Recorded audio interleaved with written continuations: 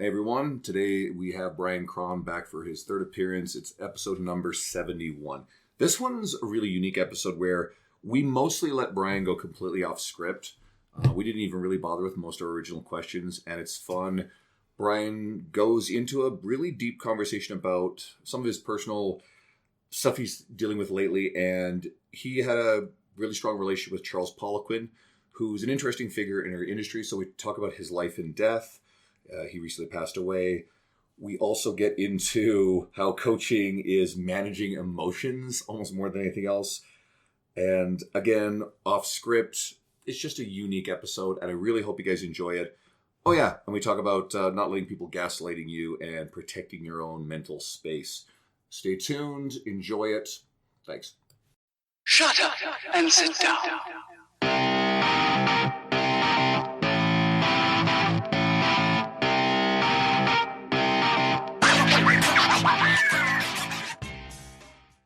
Hey everyone, welcome back to the podcast. Today we've got Bryan Krahn returning. It is actually his third appearance, so we haven't really decided yet if we really like him a lot or if we're just really hurting for guests pretty bad.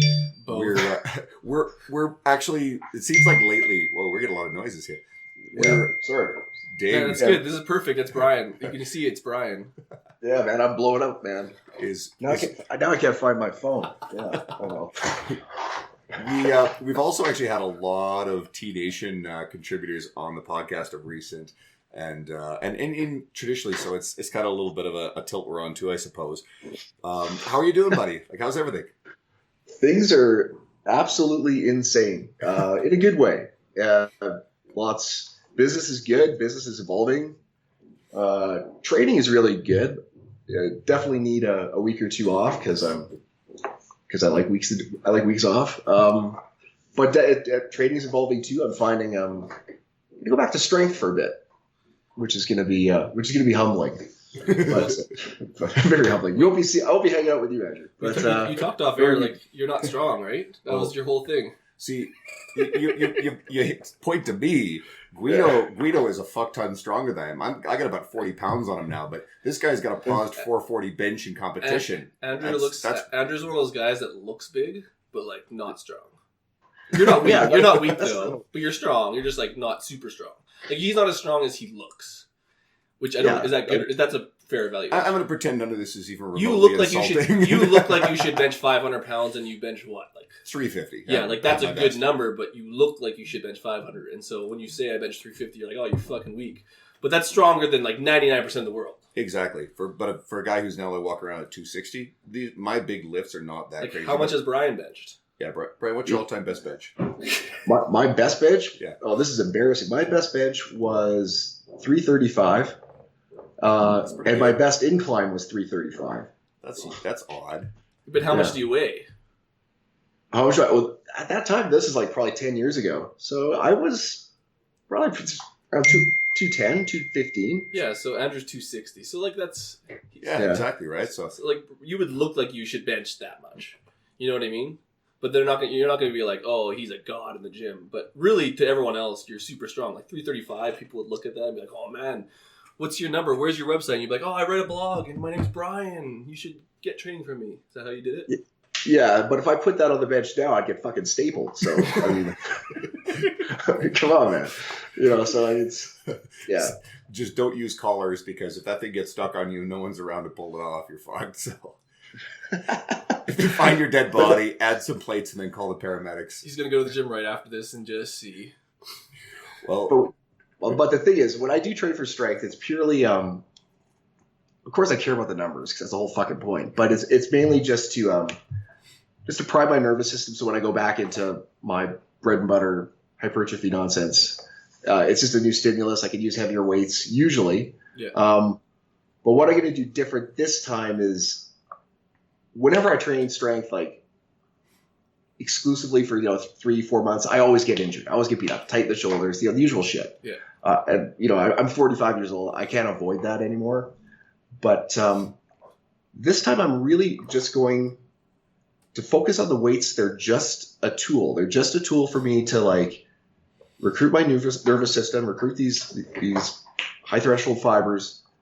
Just I don't really care about what the end reps are going to be. You know, if I don't hit my fucking PR that day, I'm not going to go and kick a house cat. I'm just going to like, okay, you know, it's all going to be means to an end. So let's actually go further down this one, because we wrote a script, and funny enough, I got a feeling we're just going to fucking ignore most of it. You know, as we're getting older, I mean, I'm 40 now, I'll be 41 in March, and, you know, I'm not trying to set PRs anymore. I still try to lift as heavy as I can. But this whole idea of being, you know, into our 40s, and in theory, we're supposed to be in the slight decline. We know that weightlifting and maintaining strength are essentially a fountain of youth that are going to slow that decline. But what are your thoughts on the pressures to maintain your previous bests, to maintain the physique of our 20s and 30s as we get into our 40s, and some of the pitfalls of trying to keep pace with our younger selves? Well, it's such a bullshit thing, because, like, you know, I know so many over 40, especially physique athletes, not so much real athletes, okay? Because there's, you know, things fall apart once you're over 35 that make your athletic prowess, you know, you're just not as explosive. You're not as reactive. You know, that's why you don't see a lot of 40 plus hockey players, you know? But for what we do, you know, maybe not so much Dean, but like for guys who just want to look good, it's just not as much of a factor. And that's why you see so many exceptional physique athletes that are in their high 40s, you know, even 50s. The key is, and what makes it such a bullshit industry is that if you started when you're 13, all right, man, and now you're 43 and you're talking about, I'm just over 40 lifter. You got 30 years of fucking training, man, you know? And if you've been intelligent about it and not missing a lot of workouts and planning your programs correctly, like that's what you're living off of. I mean, like, that's all been established. It's not like you woke up at 39 years old, you know, and said, you know what, I'm going to get in shape, you know, and walked into your local iron pit and built this jack physique by the time you're 43. So I think there's a little bit of bullshit, a lot of bullshit in all that. But the key is, your joints are getting better. You know, you can still build muscle. Your ability to get stronger is definitely impacted. Like, you just don't have the limit strength. But you can still get bigger. Do you think it's like different for the person who does jump in at, let's say, 35, 36? Because it's almost like they should be declining, but because they never lifted, they're actually getting stronger, if that makes sense. You could always have a newbie phase. Yeah. Always have a newbie phase. Like, I got guys who never lifted a weight, they're 40, and their bench shoots up from 115 to 185 in like 6 months. And it's like, wow, you know. But because they started too late, will they ever have two wheels, do big 225? I don't know. Probably not. One of my most impressive clients in the context of anything, she's been training with me now it's coming up on 7 years. She's 57, 5'1", 130 pounds. And this woman can do a 236-pound trap bar deadlift. She can squat a plate aside. And she came to me weak as a kitten at 50. And I've got video of her barbell lunging 100 pounds across a gym. This woman has got legs that pretty much any women's physique competitor would be jealous of. Yeah. And she's just this little powerhouse. And she's done all this stuff in her 50s, right? And there's really no training history outside of like playing some like group sports at a younger age. You can see some really incredible shit. And women can be really deceivingly strong, especially when they're shorter and stockier and they got those, you know, smaller levers. It's like my wife. My wife never. She's like me. She never deadlifts, but when she does, it's like 265. Like, she's you're like, fuck you. I don't know if I should try this. But she's like 5. I don't know. She's 5 foot fuck all. So like the bar travels like 2 inches. You know. So do you say that too after she's like super excited? You're like, oh, that's fuck all. Like, nice 2-inch deadlift. No, are you insane? She's gonna listen to this. No. She doesn't know how to use a computer. But she'd be like, "How about those 2 inches? Better than yours." That's what my joke would be to you if you said that. That would probably be something like that. Yeah, Brian's like, next thing you know, he's got to like stay over at Marty's house for a couple of days. Oh, I did that, man. She got so pissed at me. Like when Marty finally moved, he lived in Red Deer. And you guys know Red Deer. Yeah. I don't know Alberta that well. Like I know Calgary because I live here. You know Red Deer because it's in the middle of Edmonton and Calgary, probably. Yeah. And it's just kind of like it's fine, whatever. But I ain't going out there. So finally, I'm like, dude, if you want to hang out with me, you got to move to Calgary because I ain't fucking going out there. So he moved to Calgary. The guy made the move, and I was like, all right, let's go celebrate. And we don't drink, and I had all her in-laws were coming in, and like my nieces and nephews and like people I don't really know, I don't really see, and they already think I'm kind of like weird. And I said, you know what? I'm just going to help my friend Marty move for a bit. Total bullshit. He's already moved. Let's go help him move, and and I'll be back in time for dinner and whatever. And just got shit faced. We got back home and I couldn't walk into my house because I could see all my in-laws. So I just kind of sat on a park. I live by the park, so I just kind of sat on the park bench, like the local child molester, and just sat there, just waited for everyone to go to sleep. And then I stumbled. And I was texting Marty at the time, going, "I'm just so fucked up, dude. I can't." Did you go back to his place and stay? No, I actually slept in my car.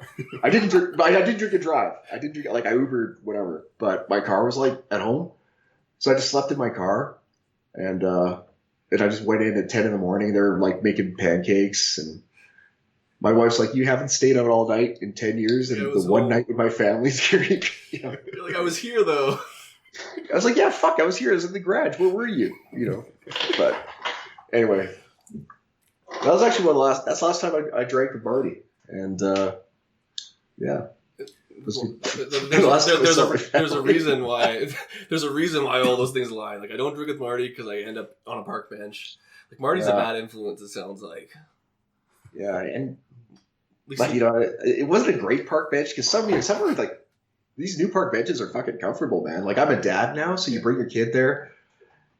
Yeah, I get it. You just get kind of sit back in the bench and it's kind of comfortable. It's like an easy climber, and you watch your kid, run around, terrorize, and that could be a good blog post.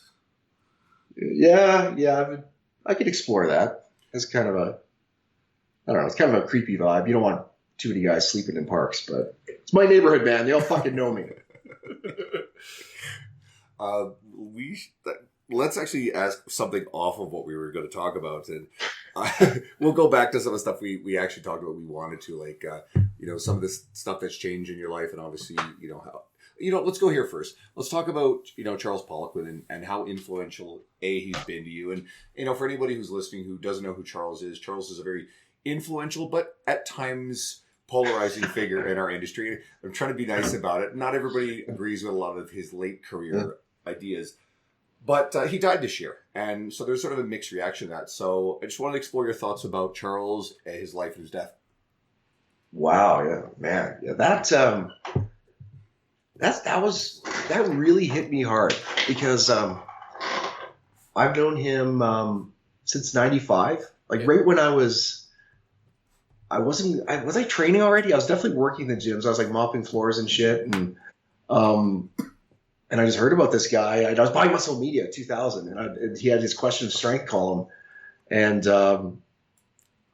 anyway, I won't go through it long, but his training stuff was always exceptional. And, and I remember, realized he was Canadian. I was like, Canadian kid too. I'm like, I want to be like this guy. And I finally got to meet him. Fuck, what year was that? It was before 2000.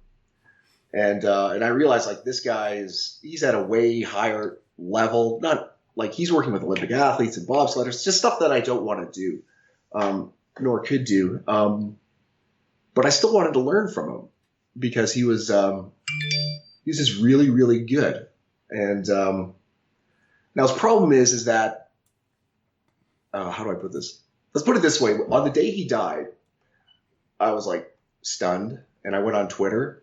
And I don't even know what I said. I got a hold of Thibodeau, who has a long history with him too. And I'm like, is this true, man? Is he dead? He's like, yeah, man. And within an hour, I was in this like Facebook big group with all these really good coaches, not the other shit, not the thousands of shit ones out there. All these really good coaches, and we all had we're on this big Facebook group, and we all had a link to Charles. Most of the guys actually worked for him. Like I worked for Charles more as an editor, and some other stuff, but his actual trainer. Oh. Yo. So you worked with him as an editor. We lost you for a sec. Oh yeah, I worked with him. Yeah, like I worked with him. I started taking courses with him, and he hired a friend of mine to be a coach of his in Phoenix. And this was like, I think this is pre 9/11 still. And anyway, but I was always kind of an apprehensive kid. I didn't want to, he certainly didn't offer me a job, but I just wasn't what I wanted to do. I wanted to do something in writing. So I worked with him as an editor on some projects.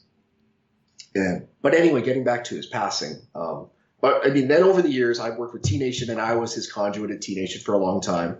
And then he and T Nation had a falling out, and I continued to work with him, just helping with his articles and taking courses with him, and always not so much as nutrition stuff, but always the training stuff.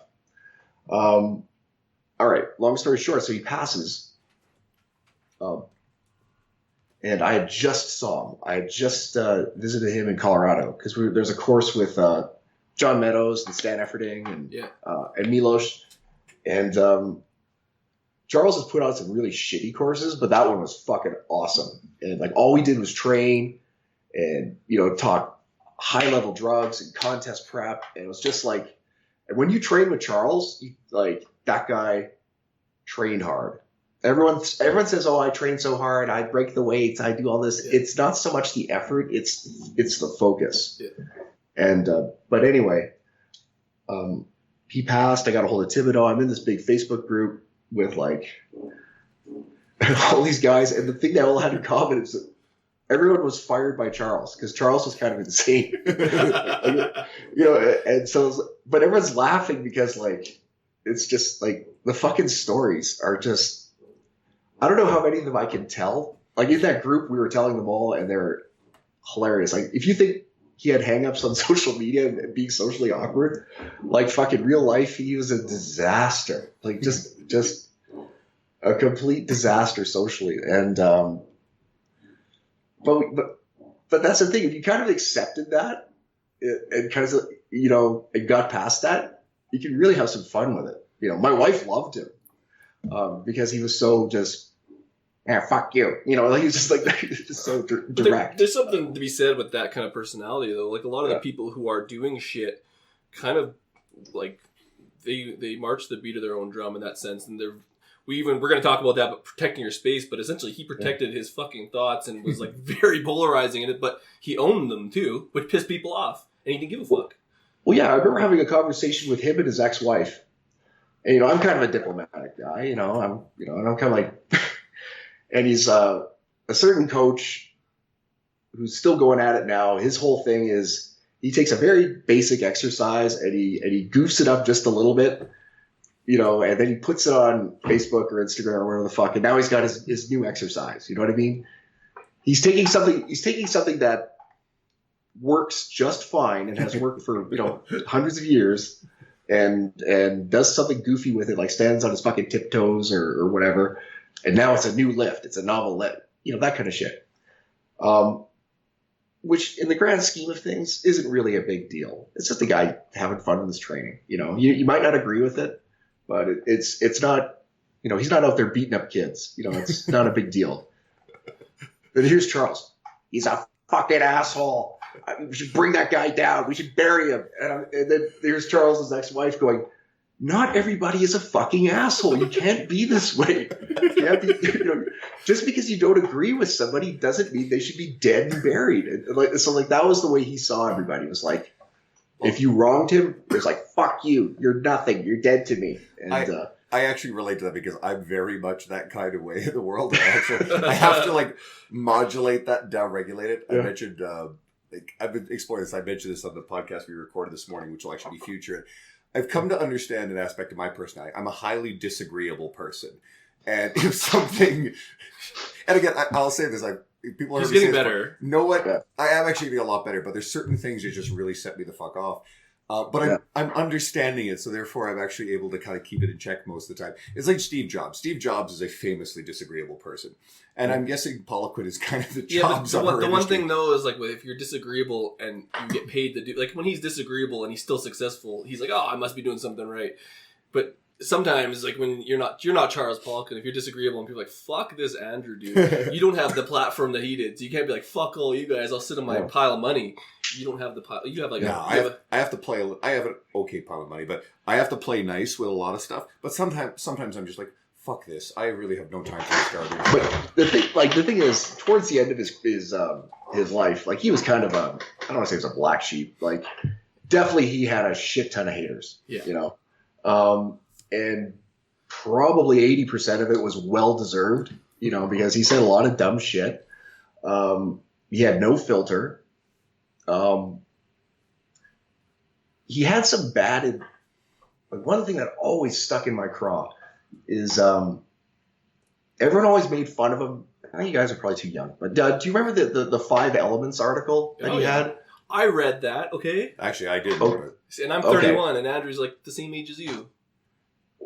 The thing was, it was called the 5 Elements of I don't know what the fuck. I didn't edit it. It was like earth, fire, fucking water. Well, what he said is there's 5 types of lifters. Yeah. And there's fire, water, earth, wind, and fire. But anyway, there's the 5 elements. Heart? Is this like Captain Planet shit? No, it wasn't heart. I can't remember what it was. Okay. It's like it was green. But the long and the short of it is that the crux of it was some people respond extremely well to volume. Yeah. Some people respond extremely well to intensity. Some people extremely well to variety. Some people will respond to fucking anything. Yeah. Just let them loose. And some people are fucking useless and they won't respond to anything. Yeah. Okay? That was the article. Okay? And that if that's all you distilled from that, you are miles ahead of the game. Like I took that little whatever bit of information and even in my Gen Pop coaching, I could spot a volume person and an intensity person and when to apply variety. And it's been so helpful. But the problem is they took that the model of that. Yeah. And they tried to make metaphors with Chinese medicine. Yeah. Okay. And so then on the internet, everyone's like, oh, look at fucking Poliquin. He's like using Chinese medicine to get people strong. And I'm like, it was just painful. And anyway. I think the article had like Chinese signs and shit on it because I remember it. Yeah. But it's just, if you told, like, you can tell any decent strength coach, there's volume people, intensity, variety, throw whatever the fuck you want at people, and then there's just garbage humans who will never grow. And they'll say, it's just, and the quicker you figure out what you're dealing with, the quicker, like, that's what Charles was good at. And he could look at you and see what your weakness was and find the right corrective exercise and then shave time off of what you're trying to do. So like you have a hockey player for 10 weeks, you can't fuck around for 4 weeks, So the quicker you can figure these things out, the better. Do you have a question? I was actually just going to say, like, Poliquin's sort of a little bit like a Sigmund Freud of the fitness industry. He's a foundational figure. He came up with a lot of really basic, good stuff. And in we lost Bryan again. Fuck. Okay, we're back. All right, we're back. I was just in the middle of saying he's sort of a little bit like the Freud of the fitness industry. Foundational, a lot of really basic, good stuff. Yeah. But then as things came out later on, empirically, whatever, some of his stuff has been sort of invalidated and it's pretty much like prescribing cocaine as a solution to everything. I think everyone needs that part of their journey though, because we were talking beforehand of like our growth as strength coaches, but there was a time and place for that because it was a different fucking world back then. Well, if people went and bought his, like I love the Poliquin principles, it's just because there's tons of arm shit, so that's my thing. And as an aside, that was the last, because I saw him 2 weeks before he died, and we actually shot the shit for quite a while because I was just too tired to train again because all we did was train. And I said to him, I said, I've stolen all your arm routines, man. I mean, at some point I got to give you credit. And he's like, man, everyone steals my shit. He's like, you should give me credit. And I'm like, well, I'm here, man. I paid for this course. And he's like, all right, that's fine. But I don't know where I was going, but he, I think I feel a little hesitant to say this because this isn't entirely appropriate. So I forgive anyone who might be affected by autism, but I think he might have been a little bit on the spectrum because he was so brilliant at like this one little aspect of strength training, which is like identifying weaknesses and correcting, you know. So it's interesting when you think about it because like a lot of his lens would be through that lens. So Yeah. and he was really good at that shit. And I think that Yeah. like a lot of people pull Yeah. that away. Like if you take shit from his articles, but if you can take the key points of what Yeah. he was saying, that should shine through. And I think it gets lost in all the other stuff. Yeah. I would. well, yeah, and then of course, you know, he got all into the supplements and bullshit and all into the woo, and yeah, that I don't want to disparage the man. You know, everyone's got to make money. Everyone has a business model. Certainly made some mistakes there, and made a lot of money there. But he was really, really good. Like he was always pushing all his woo. And people made fun of him. Doctors made fun of him, and mainstream doctors made fun of him. The alternative health guys loved him. But like the guy, here's a weird ass story. All right. Do you guys believe in woo? Like, do you guys believe like in any woo? Do you think everything is like we've answered everything and it's like? I'm on the spectrum of like I'm open to shit if it works. I'll hear people out. Yeah, you'll hear people out, right? And that's kind of how I am. Unless they're fucking idiots, then I just I skew a little less open to woo than you guys do, Yeah. but I'm not totally closed. Yeah. No, I'm not talking about religion and God and shit, but I'm like, here's the thing. About 10 years ago, my best friend, his sister-in-law, all of a sudden, all she would talk about is, I think I have a brain tumor. And I remember we were like, who the fuck says this? I think I have a brain tumor. Like, what do you mean? Like, maybe you have a headache? You have a migraine? You know? And she's like, no, I can't get this out of my head. I think I have a brain tumor. And it was just, and this isn't like somebody someone cooking up a story on Oprah. This is someone I've known for 20 years. And so finally her husband is like, all right, fine, get scanned for a brain tumor. And she has a brain tumor. Okay. And it was inoperable and she's still with us, but it's, the whole family, everyone was just like, how does this, it just seemed like a really freak kind of thing. You know what I mean? But just whatever, moved on. And then about a few years ago, my wife is science based. She's fucking 15 years of pediatric dentistry and all. She's like, I think I need a mammogram. I think I might have breast cancer. And I'm like, you don't have fucking breast cancer, because I'm an expert, And she's like, I can't get this out of my head.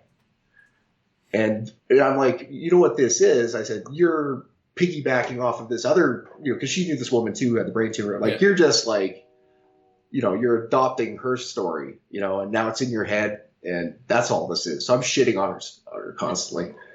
And fine, she goes to see her physician. The physician's like, you're an idiot. Like, you have no direct link, to breast cancer. I'm not going to give you a mammogram, or it's either mammogram or MRI. I forget. You can wait by our standards. You can wait till you're 40, and then we'll begin routine testing. But we're not testing you now. You are completely out to lunch. Get this out of your head. And so that was that. But I knew my wife, that wasn't good enough for her. So we happened to be in New York at the time, and Charles happened to be there. And I'm like, yeah, fuck, let's go for lunch at Charles.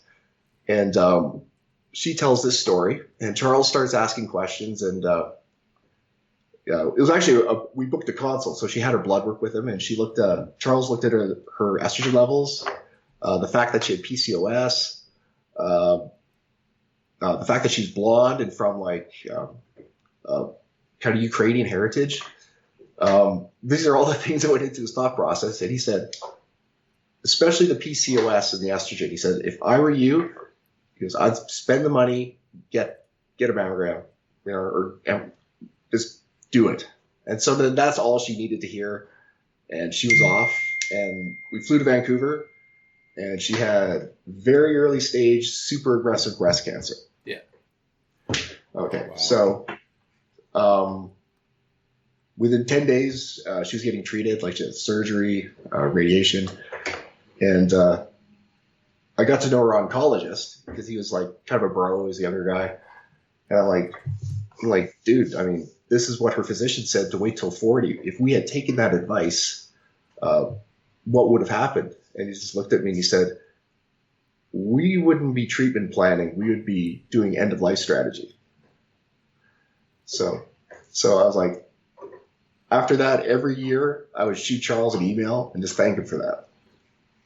So That's a beautiful story, and I think that's there. We know there are things that are really hard to explain out there. So yeah, and to be fully fair, like he did, like, you know, he didn't fucking create a potion and, you know, inculcate magic. You know, he just looked at some blood work and looked at some, like, and he you know, just the correlations between PCOS, cancer. That's all he did. All he did was take her seriously, really. Well, but that's the thing about the woo is, like, you can call it whatever you want, but like certain parts of it, like even if you look at some of the like functional med stuff that's like legit, is like they're looking at science-based stuff. It's just not accepted for what they're looking for because it's not popular. Like, and it may be, and then it might be out of the woo. You know what I mean? So like him looking at that blood work and be like, oh, it's fucking weird. You're talking about genetic heritage, but that stuff is getting more predominant. So it's kind of like, I don't know. A lot of this shit's coming out that it shouldn't be woo, but it is. And and again, just to be fully clear, like, it's not that he did anything exceptional. It's not like he like read her palm and anything. Like, he just basically he did what her physician should have done. Yeah. You know, and so to that end, you know, I always thanked him. So, and yeah. Well, a lot of good, like, I don't know your thoughts on that, but again, a guy like that, as much as all that shit comes out with like the nutrition, all that stuff, he's a very well learned individual. You know what I mean? And he knew a lot of shit. So I mean, like, the good with the bad, but like the fact that that guy who is the king of hypertrophy in terms of like German volume training could look at the blood work and stuff, there was a lot more to him than just kind of what was out there. I think a good thing to take away from this is, and I can sometimes get caught in black and white thinking with stuff, is a lot of this stuff is very, very gray in our industry. A lot of fit pros do tend to take very hard black and white stances on things, be it evidence-based or just their opinions on what other professionals are doing. Yeah. And I think it is good to step back and see the nuance of it. And I do believe you can look at the good contributions that someone's had, even if some of the stuff that they have been a part of is a little off base. I think when you get into really, really nasty and unethical shit, then that I think it's intention. It's intention. And I don't ever believe that anything I knew about Charles is his intentions were anything other than really, really wanting to help people and expand the knowledge base that's out there. Well, and you know, he had an enormous ego, and so he always wanted to be the man. You know, like that he had to be the man. So, TC could probably tell horror stories. Like, whenever a new strength coach, when Charles was still a teenager, whenever they bring on a new strength coach, he'd be like, "Who's this fucking loser?" You know, and just the most acerbic, this nasty guy that way. But what I did find interesting about him, though, is I would take his courses, and some of them would be okay. Some of them would be really shitty, like just total money making, like just not, they're just not organized. But I would always make a point. This is something I've done ever since I took coaching seriously. Is if I think somebody has something for me, I'll pay for their time. Yeah. And it's cost me a lot of money. And sometimes it's a total dud. Like, I'll pay for somebody's time and I'm like, I should have just went and got a really good, you know, exotic massage. Or sometimes I'm kidding. Your wife really better not ever listen to this episode, or you're in a lot of trouble. Gosh, she loves me. But with Charles, whenever I'd hand him, unfortunately, a lot of money, and we go off into the back room, and he'd look at my business, or he'd look at specifically it'd be my training or my programming, or my own training, he would give me, you know, a few pieces of advice, and I could say with total honesty that nothing that he had ever told me to do directly, like assessing me directly, nothing didn't work. So, I mean, and that's whether it was like, how to position myself in the industry, what to, just what loading parameters to use, how, like you assess my volume tolerance, all this stuff, Well, let's even talk about that, like your position in the industry, like, because obviously there's been a huge influence, and we talked about your growth before the podcast, but we'll call it like you're kind of in your own space, you're kind of at the place in which you're at now, and you've almost had to guard it, if that makes sense. So I guess in the context of like not letting people, you call it gaslighting, but how can we guard against this? Because like Patrick had to do it, or Charles. And what form does this gaslighting usually take in person and on social media, especially in your career and kind of the space in which you're at now, which is a lot of knowledge based in that growth that you're talking about? Yeah, like I made a point a long time ago, like just to not fight on Facebook unless it's something I feel so passionate about, or if it's just such a blatantly attack, something's blatantly wrong. Yeah. You know what I mean? If someone says the capital of Canada is Vancouver, and you're like, it's not fucking Vancouver. It's just, this is wrong. You have to get in there. Like the Calgary Flames fucking suck. You know what I mean? That's right. But just all, and obviously everything with the election just brought it to it. Like, I remember I spent a Labor Day weekend not too terribly long ago on basically on fucking Facebook. And I'm like, what the, even when I was out, whatever. Like on the park bench. Yeah, on the park bench, drunk, being filleted by a squirrel. I was still fucking on Facebook. And as I made that point then that this is not for me, like this is not what I want to do. So I made a little switch. And I said, if I'm going to go on this fucking thing, if I'm going to go on Facebook, I'm going to try to deliver value. Okay. I'm not going to just pimp my shit. I'm not just going to try to hear myself talk, see how smart I am. I'm going to try to give value. And value can be, a training tip. It can be a funny story. It can be just, sometimes I get on a kick where I go through all my client back and forth and I see stuff that, that help people and I condense it. I put it on Facebook. Like, this is value. This helps people. And I don't argue. Really try not to argue. And that's just been like so helpful because even if people don't agree with you, if you're giving them something for free to make their life better, they don't agree with you. They're not going to throw it back at you. They just might not use it. So that's really brought down the amount of gaslighting. Like people don't fuck with me much on Facebook. I would agree. I would agree. Like people don't really fuck with you, probably because you have good answers. I think if you want to pay attention to the industry, the degree to which people fuck with other people is proportionate to the amount that they react backwards. Like we talked about Nick Tuminello on his episode, and I mean Nick doesn't engage that sort of shit at all, and therefore Nick doesn't get any of it. And my favorite example, of course, is you just go watch Lane Norton on Twitter, right? I mean, he invites it. Of course, it's part of his whole thing, but he invites endless amounts of it because he responds to it, right? So, and that works for Lane, and I love Lane's work, and I think he's fantastic. But he takes a very different approach that I think most people probably should. Yeah, and and again, that works for him, and he's a bright guy, he's a good businessman, God bless him. But for me, I don't want to invite that kind of energy into my life. Like I don't want to have. I'm not saying my life can't be without confrontation. It's or stern debate, but I just can't. I still want to. It can't always be war. It's like when you're in a relationship and you just you're gonna have another fight. And you just look at your wife or girlfriend, and you're like, you know what? I should have just slept in the car last night. let's just sit this one out, like we've played this chess game before, we can go through the moves, but I finally had that realization at about 30. I had enough of those fights where like we kind of both just look at each other like, not this again. Like, let's just laugh and let's not have this one because we know it's not. It's the same fight from last year.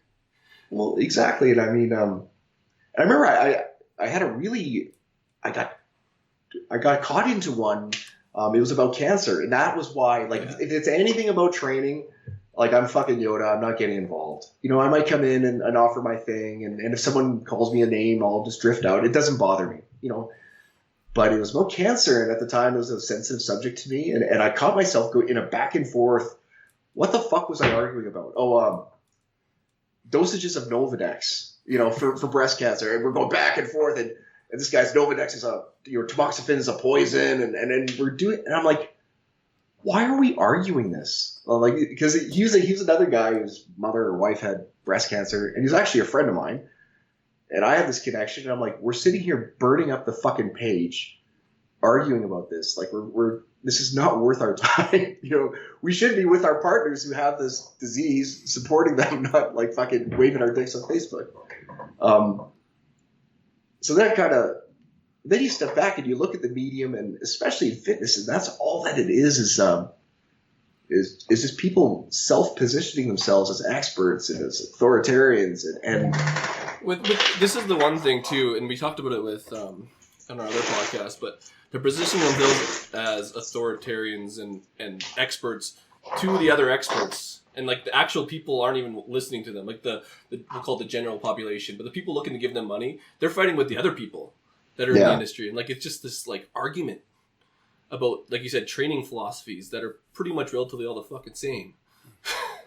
It's so, if you take somebody, I do this all the time. Like, if you take somebody and you give them a really shitty program, like not really shitty, but just a shit program, something we do in high school, but they love it, man. They're like, fuck, I love this program. And they get up and they eat a big ass breakfast and they get all popped up and they go to the gym and they fucking crush it. And even though it's like 18 sets of concentration curls and there's, all this pec deck work and stuff, but they're hammering it and they're loading it and they're making all these positive associations between training and effort and progression. And they're laying that framework. They will get such better results than someone who goes, all right, here's my, what was the fucking DUP routine, daily undulating, fucking ask Dave Tate about daily undulating theories, and you'll get a laugh. So here's my DUP routine. Now I got my RPE today is supposed to be 7, but I didn't have my cornflakes, so I'm going to stop at 6, and then you're going to get nowhere. Well, and fucking nowhere. We talked about this like in the message, and we're kind of like, hey, what the fuck should we talk about? And it was just like how everything fucking works at this point, and it's just about the coaching, which was about, I think you said coaching is just about emotions or managing emotions. Yeah, was that what it was? Yeah, coaching is managing emotions. I mean, even if you remember saying that, you probably ranted a lot. Well, it's certainly managing emotions. It's on the diet end, it's managing lifestyle. Yeah. Like, and that's where I spend. That's where I spend the lion's share of my time. And I've gotten pretty good at it. Is I look for lifestyle landmines, and they're just everywhere. With I have a lot of like medical professionals that have signed on lately, and it's always wine. It's always wine, or other drugs, and or just late night TV, late night arguing, late night eating. Like, I love a 7 p.m. rule. Like, don't eat after 7. Everyone laughs at that. No, it's bullshit, Of course it's bullshit. But if someone doesn't eat after 7, they're probably not going to eat garbage, because that's when people eat garbage. So if you instill this rule that they can follow and that it's easy, they'll get results. Like, I don't give a fuck. I'm a pragmatist. Like, I look for where the biggest problems are, and I solve those first. We talked about this recently on the podcast about using rules. Like, obviously you can get into trouble with them. I think it was Danny Sugart actually we talked about this with. And in some places, you can actually create a framework with some rules that can be beneficial. If you have someone with the late night eating, which we fucking know is not doing anything in terms of the calories after 9 p.m. or something. But not everyone's looking at that fucking lens. But what happens is people with. What do you go for when you eat after 9 p.m.? What do I go for when I eat after 9 p.m.? I eat garbage, and I have the metabolism to handle it. But we're going for shit that tastes good. So if someone is afflicted by that, and getting them to say, okay, I'm not going to eat anything past 9 p.m., and they pierce like, oh, that's wrong, because it works for that person. That's where coaching comes into effect, though, because we talk about the science shit that informs all this dumb shit. But like, if you suck at fucking coaching, you ain't gonna get anything out of them. Well, exactly. I've presented that on Facebook, and of course, always the fucking fit bros. They're always like, well, you can still educate your client that metabolism is not dictated by the clock. It's actually a 7-day aggregate. It's like, yeah, I can fucking do that. But they don't give a fuck. That. But at the end of the day, this person's paying me because they want to fucking look better, and that's what we're going to do. It's actually funny. The first time I met you, you had done a presentation in Kansas City, and your presentation actually had a lot of things about like just rules that you could use, and for handling your clients. And there was one of the other presenters, I won't name who it was, but pretty much has that exact voice you just made, was sitting in the audience, was actually quite cranky about what you're presenting because you're doing all these pragmatic rules things that sort of violated the theoretical science of it, and this individual seemed quite irritated with this whole thing, and I just dismissed it because I thought it was bullshit that she was worried about. But hey, man, I'm a coach. Yeah. I'm not a fucking teacher. Like no, that's a bad. I'm not a researcher. Yeah. I'm a coach. I'm a teacher. I'm a conduit. More, you know what I mean? That's how I like to, and interestingly, how my business has evolved a lot is just getting away from all the data, getting away from all the macros here, and you hit your PR here. Oh, that's important, of course, but getting into their motivation and just getting into their mindset and are they pursuing this goal because it's something that they really want and something that that makes them feel empowered, or is it just this thing that they've been told to do, or that society has told them to do, or is this like this burning insecurity, I've had so many people break down, and every trader's had this, like clients break down crying when they talk about this, because it is such a personal journey. And if you try to divorce all emotion out of it, like a lot of these wannabe geek, all these fit pros who think they're fucking scientists and they don't even have a Bachelor of Science, much less a stats degree, it's like, I got a buddy who's a PhD in statistics. He won't even slum around in my world. Because they fuck him up. He's like, I can't read any of your. He goes, I can't read any of your people you follow and admire. He goes, because they're too fucking stupid. Like they need to get, so stupid. He goes, like, you guys are in the toy department, and just remember that. But anyway, he texts you that weekly. Remember, you're playing the toy department. So anyway, what was I saying? But so I try to, because that's not what's important. What's important is understanding, where people are coming from and why they want to accomplish this and what is holding them back. Because it's usually 2 or 3 things. Sometimes it's just one fucking thing, and it goes back into their childhood, and it's deep. And, you're not playing fucking therapist and all this, so don't sue me. But you're just asking the right questions and giving kind of a safe environment for people to reveal themselves. Like I had a guy yesterday. He's just like, sent me his blood work, like his TRT, like his meds. Like he's so fucking dialed. His training was pretty good. Could be a bit better, a little too technical. Yeah. I didn't see a lot of effort in it, but very good. Supplementation program, like holy fuck, everything dialed. Smart guy, successful, making money. And he's like, why can't I lose fat here? And he's got on thyroid meds, and and he fucks around on the dark side sometimes. He's like, why can't I do this? Why can't I do this? And after half an hour, it's because, you know what? When he was a kid and he'd freak out, his parents would make him, or his mom would make him a peanut butter sandwich.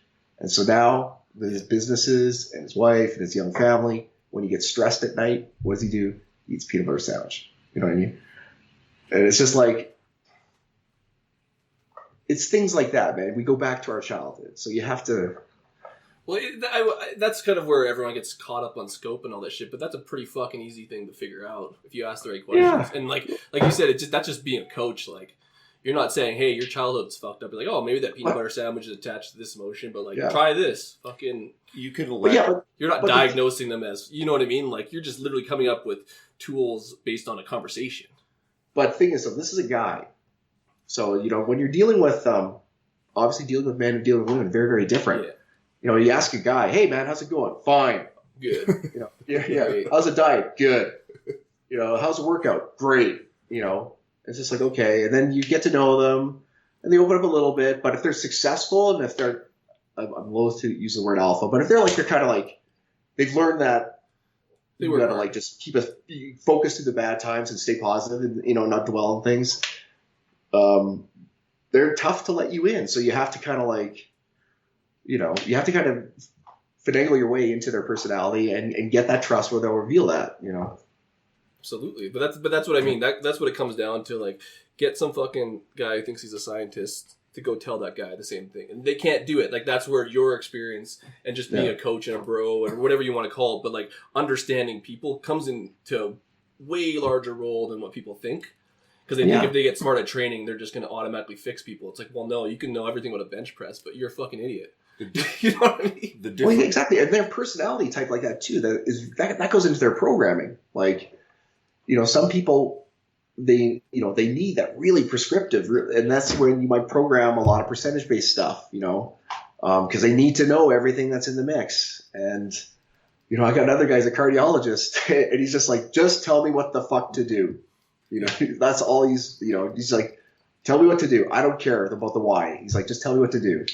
You know, when I ask him about heart stuff, then he has a lot of information for me. You know, then I'm like, okay, that's his wheelhouse. But, you know, he's like, this is your shit. Just tell me what to do. You train cardiologists. I actually have two of them. It's fantastic. These two best friends who trained with me for years. They're fantastic. You get to train like doctors like that specialize. They're wonderful because high-powered professionals of almost like any walk. They're great at telling you to just tell me what the fuck to do. They like having the decisions removed from the process for them. And they just want someone to really just take the reins and guide them.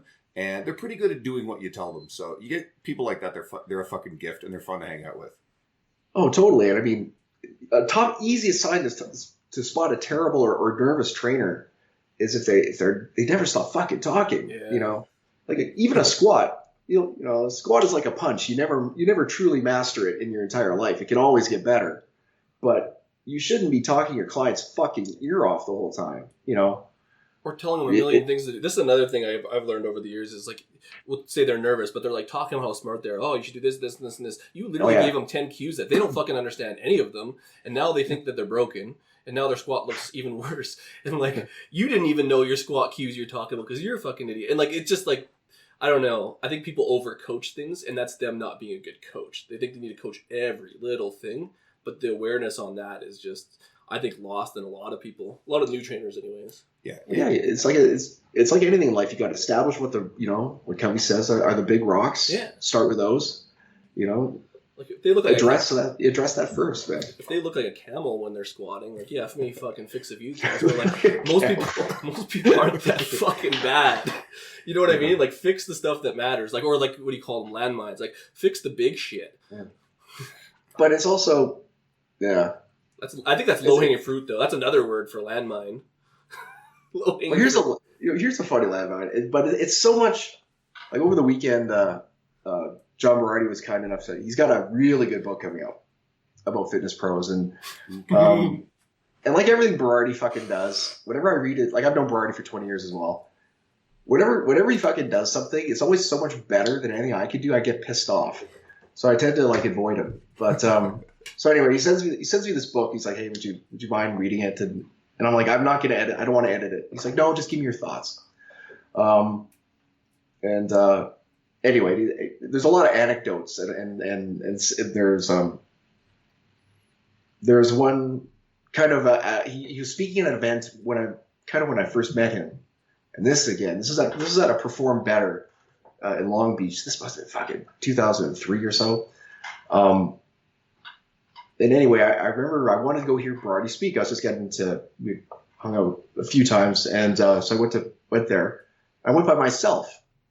So I'm in California, and I wait for the thing to start. I'm like, all right, I can go grab lunch. So I'm in the restaurant, and I'm seated next to a bunch of really, really new fit pros. You know, like the guys they like, you know, no muscle yet, but they got the shirts out of the name. They're wearing their name tags at like, you know the type. And then there's the more seasoned trainers who are kind of like been there, done that. You know, but these guys are like maybe 20, super keen, and they were looking through the schedule for Perform Better. All right, and they're like, oh my god, who's talking? It's like Alan Cosgrove's talking here. Holy shit, we listen to Alan Cosgrove, and wow, John Berardi's talking here, man. No. John Berardi's talking here. John Berardi's talking here. Mark Verstegen's talking here. Joe Dodell's talking here. And this other guy who's going to remain nameless, who they're like, oh, we got to go see him. And this other guy who remained nameless, I sort of knew, and he's still in the industry. And I'm like, okay, he's a big name. I'll go sit on his talk. And he packed the place, man. And it was like, he was a really popular speaker. And he comes out, and you have to, this guy is a seasoned coach that all these other young coaches are looking up to. Okay. And all these other young coaches are kind of like, they're looking who to emulate. That's really what they're doing.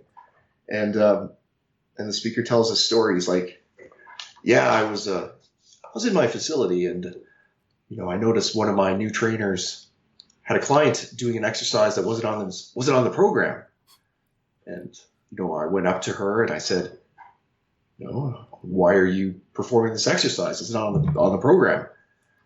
And the new trainer said to me, well, I was looking at her and I thought, and I cut her off right there.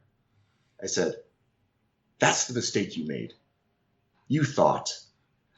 So that's the story this guy fucking tells a room full of like new trainers, and the air went out of the room, and all these guys were like, wow, you're an asshole.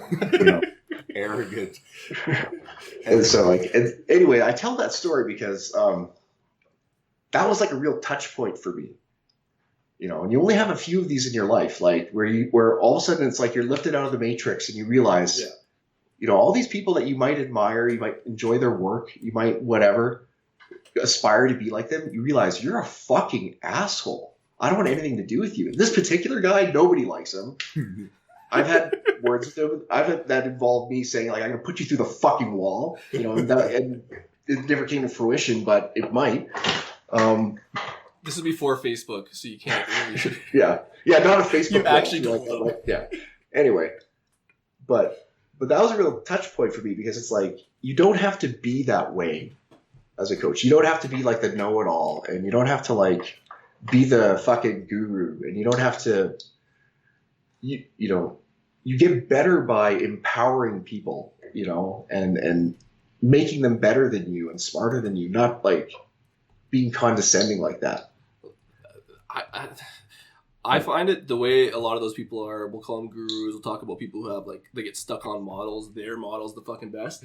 Those are my favorite people in terms of like the future, because I know I can be better than them. Because then they get and all their followers the same thing, because everyone, they get stuck on one point and they know everything. But like new shit's come, like calories in, calories out. So that's a fairly new fucking thing in terms of being scientifically backed.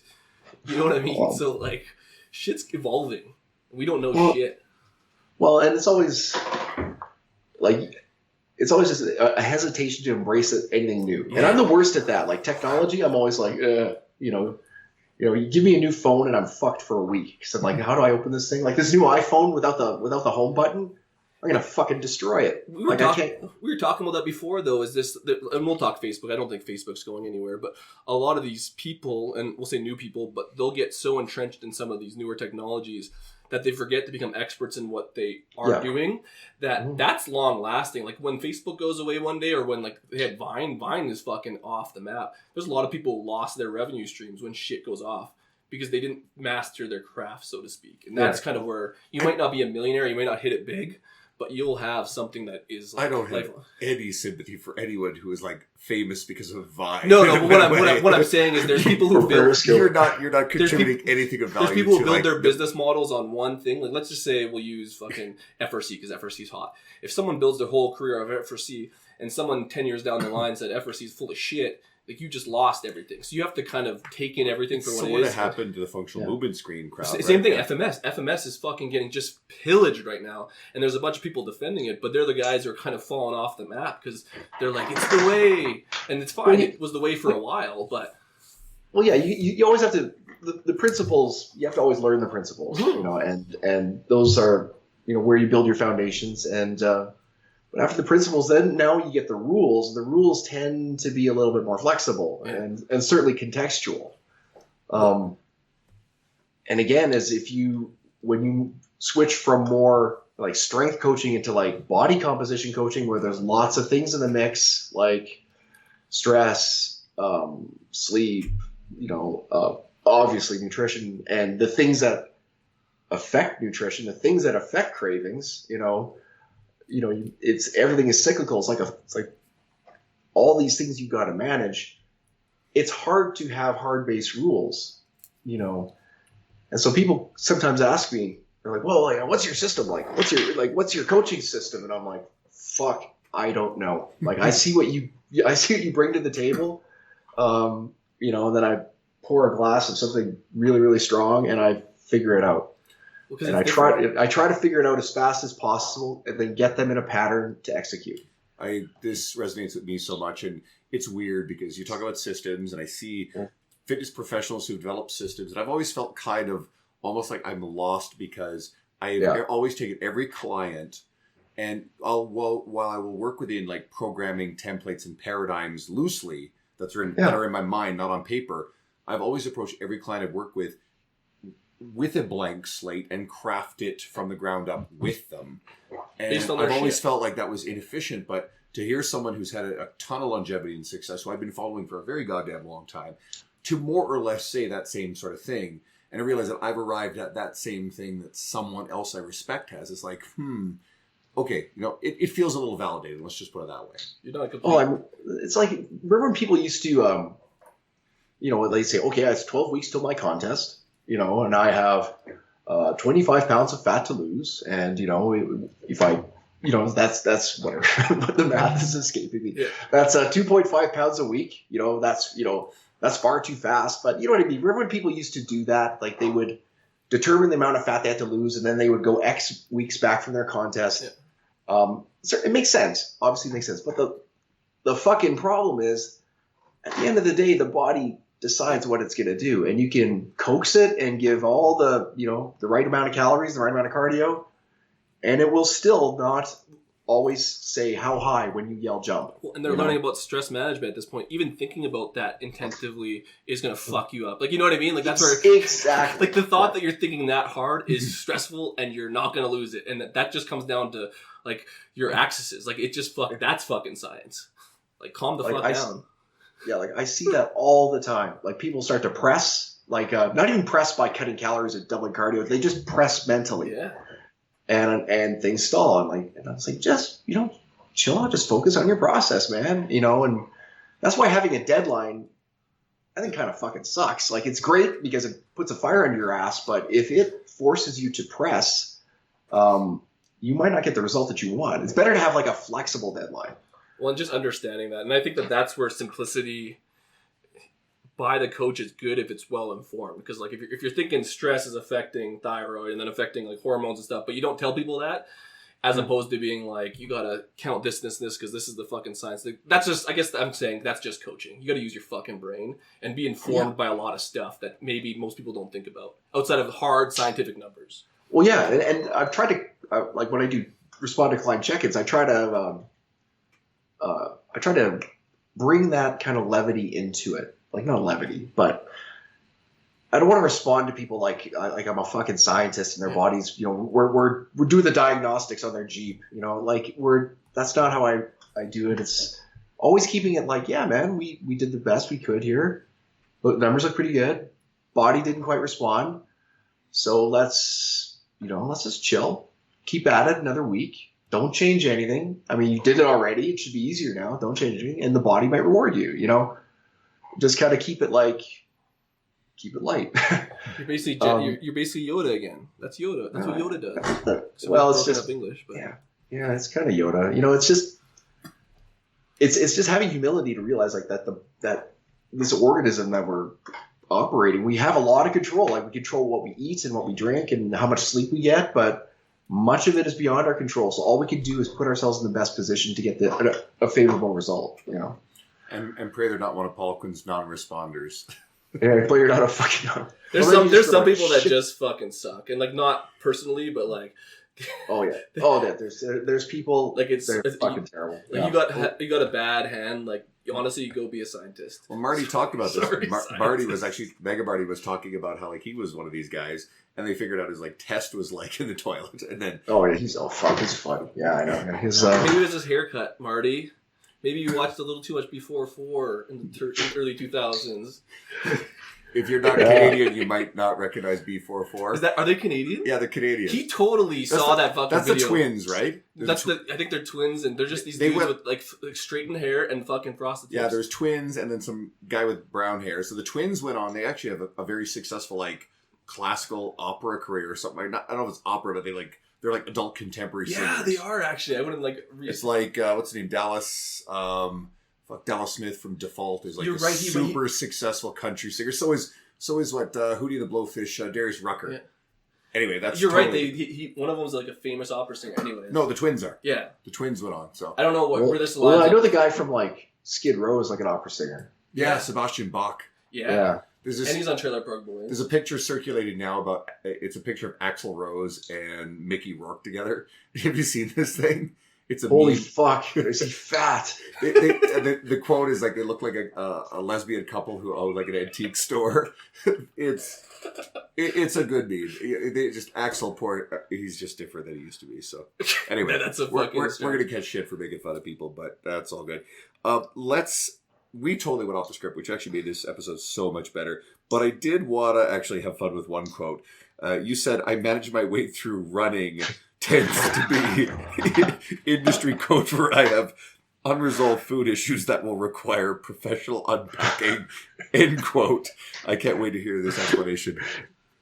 You know, it's a guy once asked me, I did a talk once, and a guy asked me, he's like, can I shadow you one day? And I'm like, shadow me? And he's like, yeah, I want to see your process.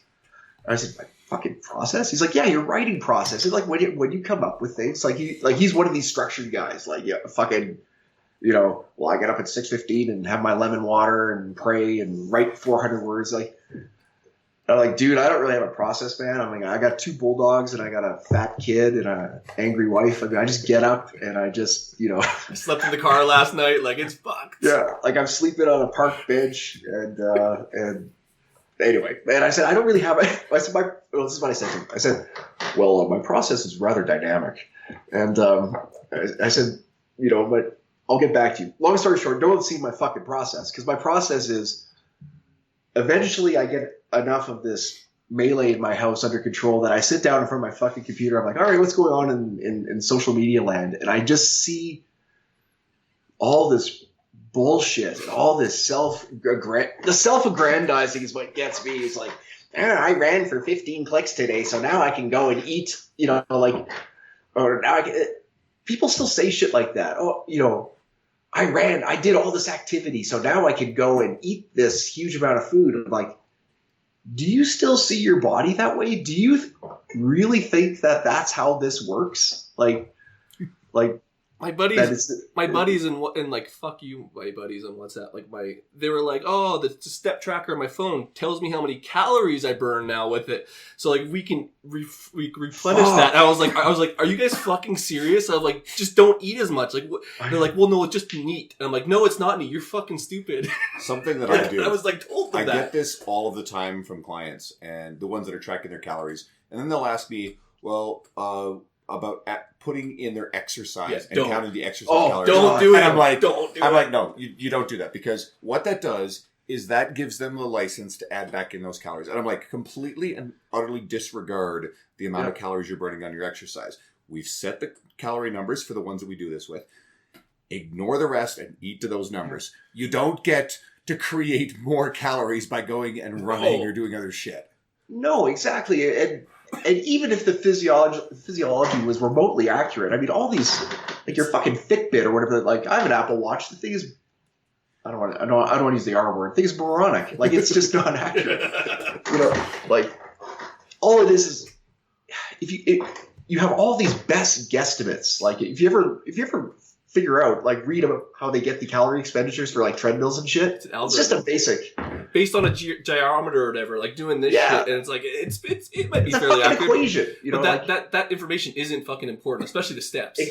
Exactly. So if you let that get into your mental kitchen, all right, and you have all this data, and this data is not remotely accurate, okay? It's best guesses. It's me peeing out my window.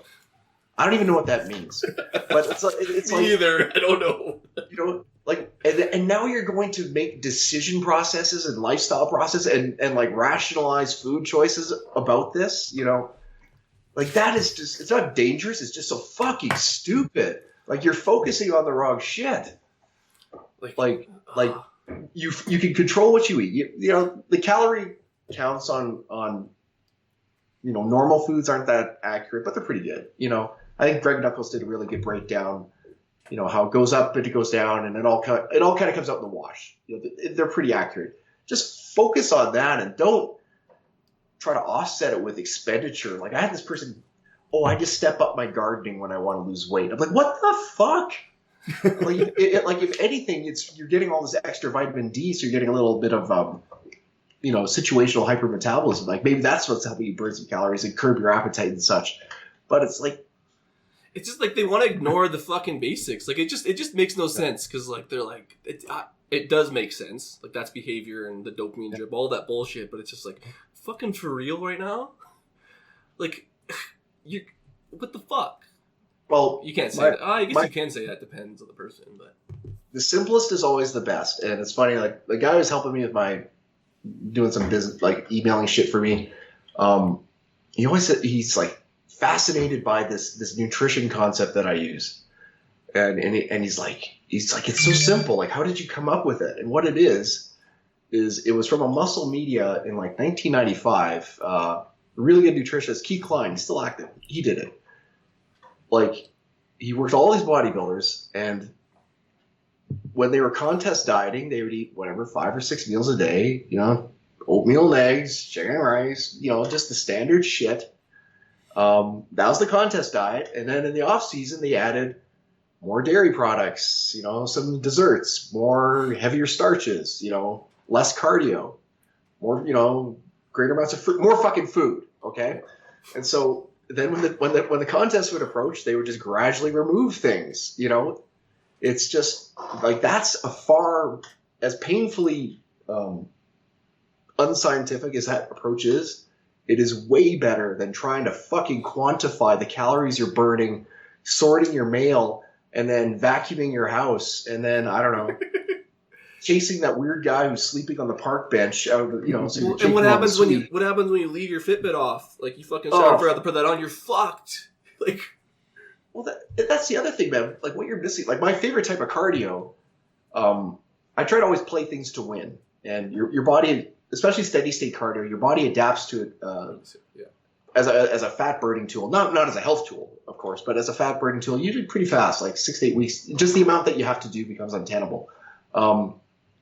So I try to do it like in the warm months, May, June. That's when I'll do my 8 weeks of like 1 hour cardios outside. And just if you're all strapped in like fucking Hannibal Lecter with you got your Fitbit, you got your Apple Watch, you probably got that child molester ankle bracelet because you're a weird fucker already. I mean, you got all this stuff, your headphones, your blue blocker sunglasses. Like you're not taking in any of the like mentally restorative benefits of what you're doing. Like, yeah, you're just divorcing yourself from all the positives. You're not focusing. When I go for a walk in the summer morning, man, I'm like, it's fucking beautiful out. Canada in the summer is really nice. And there's birds and shit. It's nice. Well, it becomes a mentally stressful activity because, like, as much as you don't think it is, you fucking strapped at the stuff, and like, it's still a stressful process because you overthought something that's supposed to be unthoughtful in its process.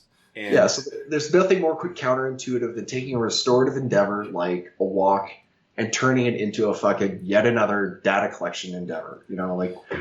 It's just, I like that data collection endeavor because that for most people they get fascinated, but they also get locked in on that and they think about it because it's just another metric. Especially for the people who love counting metrics, it's like the worst fucking thing in the world. How boring is it to distill life down to a fucking equation or an algorithm? So no. That's scary shit, man. Like, to me, like, that honestly, like, scares the shit out of me. In terms of, like, the future. You ever wonder if we're actually living in the Matrix? You know, every once in a while we'll talk about the woo. I don't think that, but, like, it's just, fuck. I don't know. It's fucking scary. But no, like, to me, it's the incredible vanity of that. Like, and that's why I've kind of, you know, when I do argue on the internet with my dear macro friends, it's just like just the vanity that we have everything down to like the exact gram, and that and that everything works out like an equation. You know, like, to me, I would rather be like, I want to be how I was when I was 15, and I'm reading that big ass Arnold book, and I'm thinking that this is the way, you know, to build muscle, and I'm believing in magic, and I'm believing in it's a better time.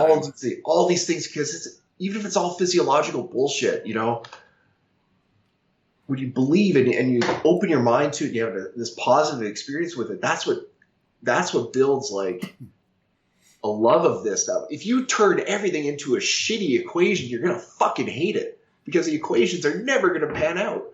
Whereas if you just embrace it as like this process that you don't quite understand, and it's kind of mystical almost, like, how do they build these bodies, you know, and you keep that sense of wonder, that's what keeps me fucking going at 45, is I still have like this amazing sense of wonder about it. Well, I try to do it. I almost try to not compartmentalize, but I try to block off time for thinking and like a lot of that sensory shit, and leave that out of my workouts or my walks, because they are separate. Like, there's a process for learning and thinking and being inside your own head, but a lot of times you don't need that, and that in itself it becomes a detriment to the process. Is what I found. I just find training fun, and I look forward. Well, that's the most important. But even if you're training for strength, there's a time for it to be fun, but there's a time for you to be inside your own head. But I mean, like, it needs to be very fleeting. I just like going to fitness conferences and being the biggest guy in the fucking room. But you weren't, though. And then Stan fucking Efferding shows up, right?